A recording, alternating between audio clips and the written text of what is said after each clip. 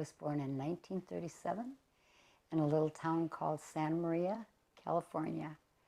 I was born in my aunt and uncle's hospital, and my uncle delivered me.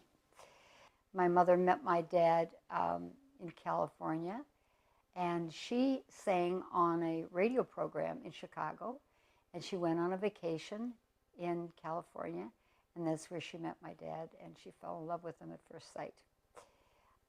They were married for 10 years, and we lived in Santa Maria and Santa Barbara, and we lived in San Luis Obispo, and my grandparents lived in Lompoc. So I lived there until my parents divorced when I was 9.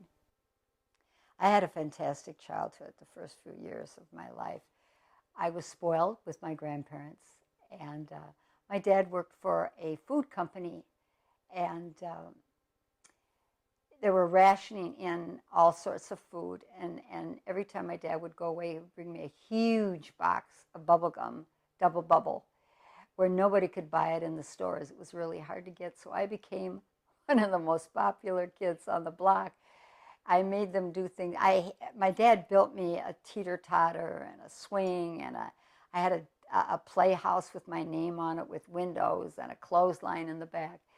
And so I would use my mother's nut set, and I would go out and I would have all the kids come over and stand in line, and I would work on their teeth. I would pretend I was a dentist, and I would work on their teeth, and every time I got through with their teeth, I would hand them a piece of bubble gum.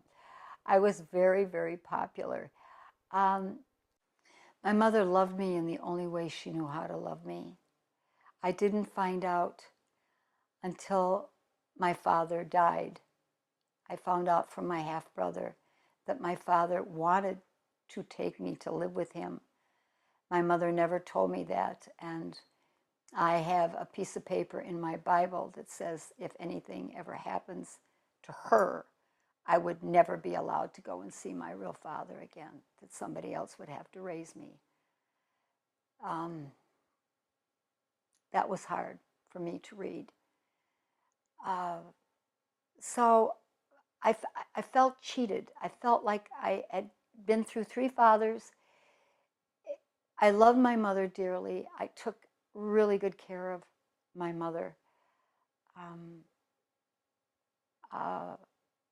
I tried to be the husband and the mother and the father and the child that she didn't really have love for.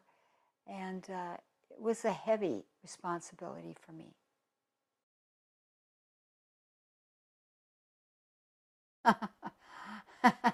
Yes, I definitely said, when I become a mother, I am definitely going to love my children to pieces. And unfortunately, I've loved them so much. My older son, Mark, used to tell me, Mom, you love me so much. You love me and for you. You've taken over all the love. I think I squelched them. I spoiled them with material things, and I wanted to do everything for them. I wanted also to be a good grandma, and it was important for me to play the part that I never experienced as a child. This is a great meal.